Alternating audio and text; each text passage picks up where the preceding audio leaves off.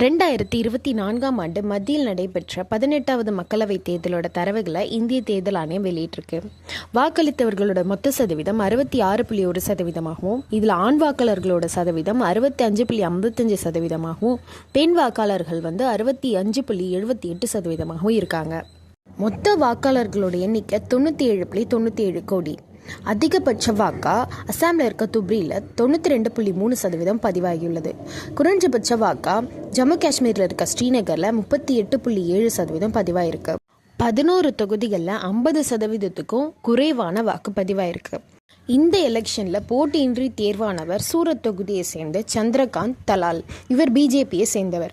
போட்டியிட்ட மொத்த வேட்பாளர்கள் 8360 நபர்கள். மொத்த பெண் வேட்பாளர்கள் 800 பெண்கள். 18வது மக்களவைக்கு தேர்வான மொத்த பெண்களோட எண்ணிக்கை 74. மொத்த நோட்டா வாக்குகள் 66,71,839 வாக்குகள். இது மொத்த வாக்குகளில் 0.99% இருக்கு.